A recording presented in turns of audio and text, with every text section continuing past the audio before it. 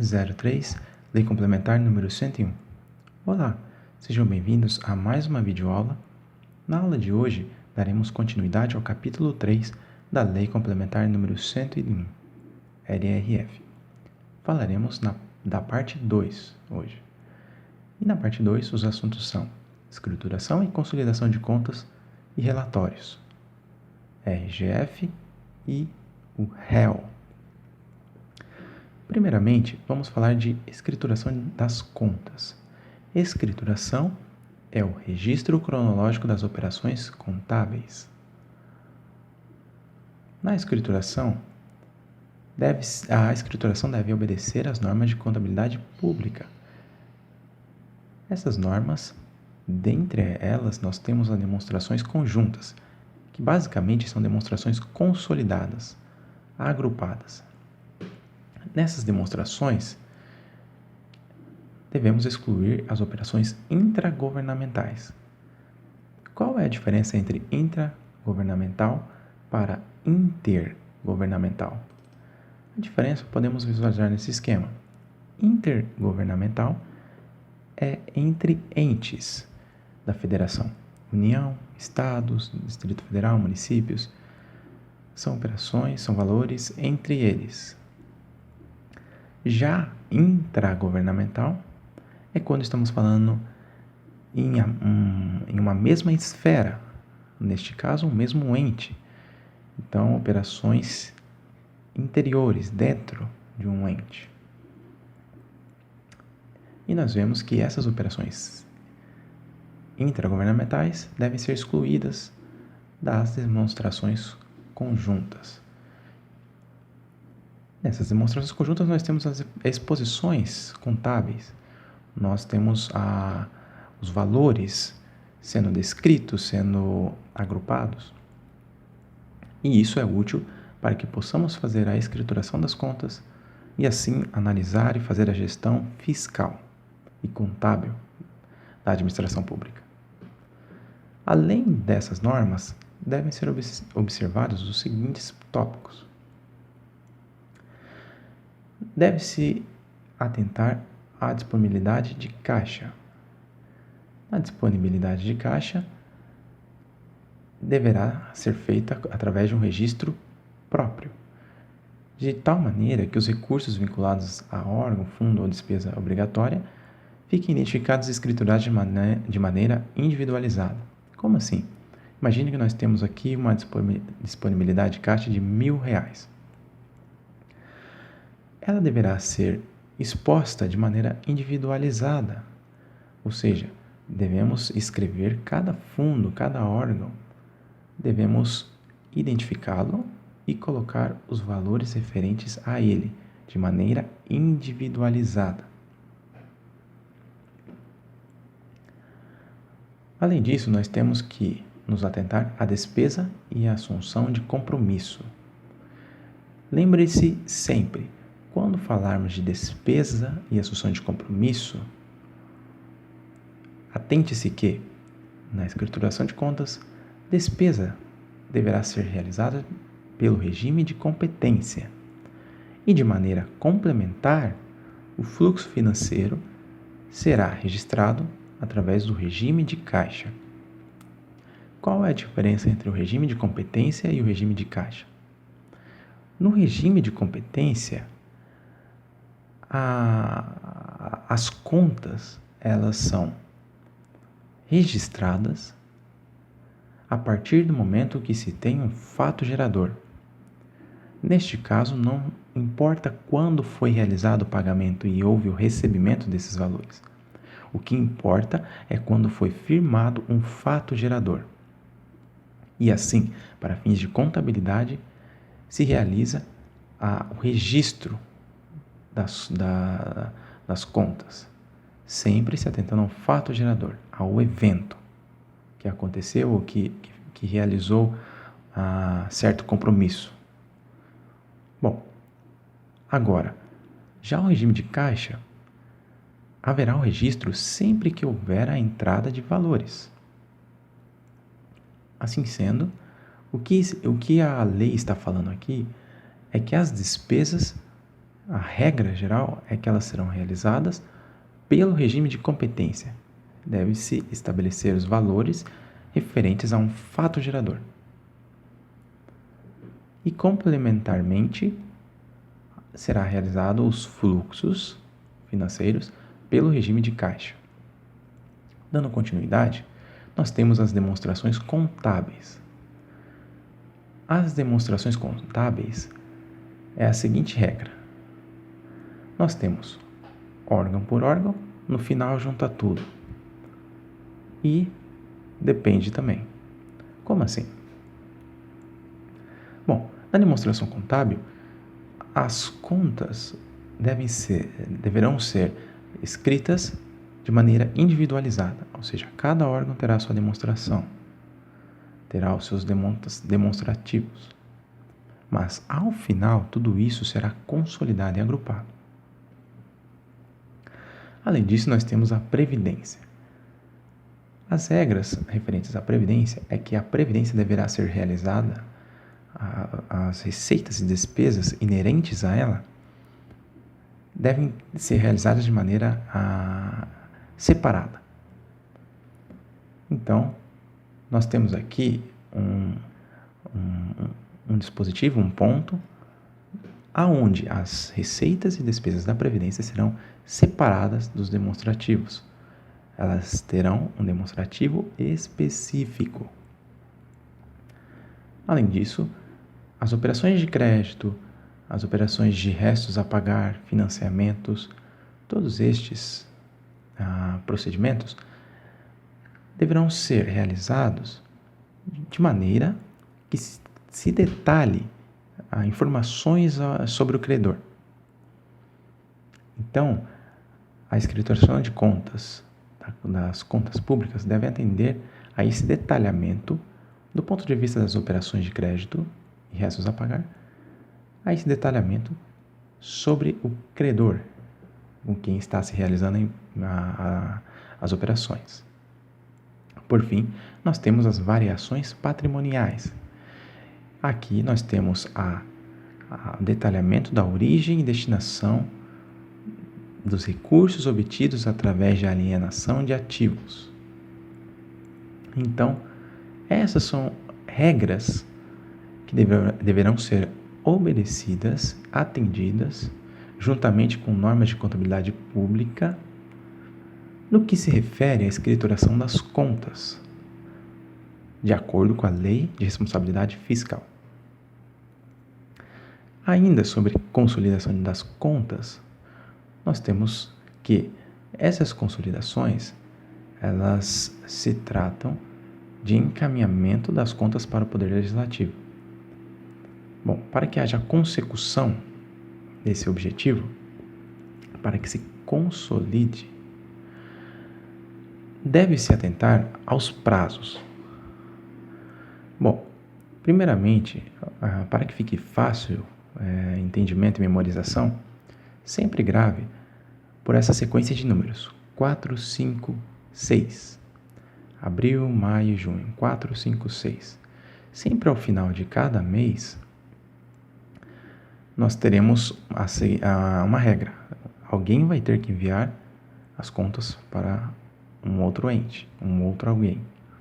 Então, assim, em abril é o prazo máximo, é o limite para que haja o envio das contas dos municípios para os estados. Já o envio dos estados para a União deverá ser realizada até dia 31 de maio, 31/5. E, por fim, as contas serão consolidadas pela União, pelo Poder Executivo da União, até 30 de junho. Se um desses entes não atender ao prazo, eles sofrerão as penalidades no que se refere ao impedimento de obtenção de operações de crédito e da realização de transferências voluntárias. Sempre lembrando desta regra aqui. OTV significa que não poderá receber transferências voluntárias e contratar operações de crédito, exceto as destinadas ao refinanciamento do principal atualizado da dívida mobiliária. E no que se refere às transferências públicas, o ente ele fica impedido de receber, porém, salvo aquelas destinadas à saúde, educação e assistência social. Sempre devemos nos atentar à exceção. Então, será aplicada essas penalidades se não forem atendidos os prazos. Por fim, na primeira parte, a respeito da escrituração e consolidação, devemos entender que as normas gerais referentes a essas regras contábeis, elas serão aplicadas pela Secretaria do Tesouro Nacional, no âmbito da União. Compete a ele, a Secretaria do Tesouro Nacional, a ela, elaborar e estabelecer essas normas gerais, enquanto não for implantado o Conselho de Gestão Fiscal. Ainda devemos entender que os sistemas de custos, eles são acompanhamento da gestão orçamentária, financeira e patrimonial. Para que serve esse sistema de custos? Serve para acompanhamento. Bom, vamos para os relatórios. Antes de entrarmos em cada detalhe, eu realizei um esquema para que possamos entender a diferença entre o relatório resumido de execução orçamentária e relatório de gestão fiscal de uma maneira mais prática. Nós temos o seguinte detalhe. Bom, temos dois documentos. Nós temos o relatório de gestão fiscal e o relatório resumido de execução orçamentária. Vamos nos atentar primeiramente no relatório de gestão fiscal. O RGF é um instrumento de transparência que detalha os gastos governamentais, comparando-os com os limites estabelecidos para a despesa com pessoal, como operações de créditos, entre outros. O que é este documento? É um documento onde nós temos, de uma maneira detalhada, em tabelas, as informações sobre gastos públicos, sobre os gastos governamentais. E não somente isso, nós temos também a comparação destes valores com os limites estabelecidos, tanto os limites que a LF estabelece, como limites para despesa com pessoal, operações de crédito, entre outros. Então, através desse documento, é possível vermos se o governo ele está executando o orçamento com responsabilidade, uma responsabilidade fiscal, se ele está atendendo aos limites ou se ele está endividando ainda mais a máquina pública. Bom, esse documento ele deverá ser elaborado quadrimestralmente. Então, o período para a elaboração do RGF é quadrimestral, diferente do que vamos ver para o REL, que é bimestral. Então, além disso, além de ser elaborado de 4 em 4 meses, ao final do quadrimestre, deverá ser publicado em até 30 dias após o término. Este documento deverá ser publicado em até 30 dias após o término. Deverá ser encaminhado. Bom, sobre o município. Municípios com até 50 mil habitantes ele pode optar em enviar esse documento, em elaborar esse documento semestralmente. Essa é uma opção. Essa opção não há no REL. No REL vai ser sempre o bimestre. Além disso, este documento compete aos titulares de poder, compete também aos titulares de órgãos, entre outros. A eles competem a elaboração desse documento. Agora, esse documento deverá ser assinado tanto pelo chefe do Poder Executivo, presidente e mesa diretiva ou outro outra organização do Poder Legislativo que tenha competência para tal, assim como o presidente dos tribunais e também dos membros do Conselho Administrativo ou outro que se equipare a este pelo Poder Judiciário, ao chefe do Ministério Público da União e dos Estados, aquele que é responsável pela administração financeira e aquele que será responsável pelo controle interno. Além disso, esse documento terá limites, medidas corretivas em caso de se ultrapassar esses limites e algumas informações, algumas especificações para o último quadrimestre. Primeiramente, nos limites, nós teremos o seguinte.